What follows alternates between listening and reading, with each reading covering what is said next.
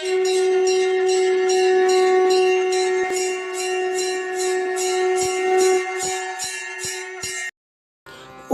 ஸ்ரீ குருப்பியோ நம. ஓம் கம் கணபதையே நம.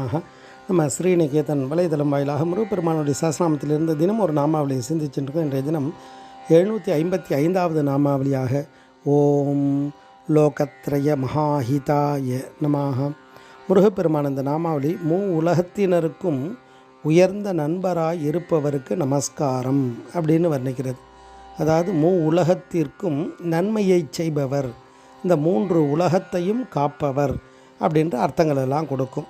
இந்த 3 உலகம் அப்படின்றது பூலோகம், போர்லோகம், ஸ்வர்கலோகம். இது 3ம் பொதுவானது.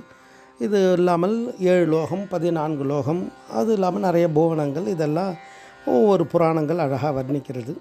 இந்த இடத்துல 3 லோகத்திற்கும் செயலுக்கும் என்ன சம்பந்தம் அப்படின்னா, நாம் செய்யக்கூடிய செயல், நல்ல செயல்கள் எல்லாம் இந்த 3 லோகத்திலும் வெளிப்படும். அதனால தான் இந்த பூமியில் இருந்த ராஜாக்களை எல்லாம் சோதனை பண்ணுறதுக்காகவே தேவர்கள் பூமிக்கு வந்திருக்கா. ஹரிச்சந்திரனை சோதனை பண்ணி பார்த்துருக்கா. அப்போ இந்த பூமியில் இருக்கக்கூடிய அவளுடைய செயல் 3 உலகங்களிலும் பிரகாசிச்சிருக்கு அப்படின்னு அர்த்தம். அதனால தான் அவள் சோதனை பண்ணுறதுக்காக வரா. அப்போ நம்மளுடைய செயல் உயர்ந்ததாக இருக்க வேண்டும். அப்போ உயர்ந்த செயல்களை செய்யும் பொழுது அந்தந்த லோகத்தில் இருக்கக்கூடிய தேவதைகளுடைய ஆசீர்வாதம் கிடைக்கும். முருகப்பெருமான் அந்த 3 உலகத்திற்கும் ஹிதமான காரியத்தை, அதாவது நன்மையான காரியத்தையே செய்பவர். அந்த 3 லோகங்களும் சுபிக்ஷமாக இருப்பதற்கான ஆற்றலை கொடுப்பவர் யார் அப்படின்னு கேட்டால் குமார பரமேஸ்வரன்.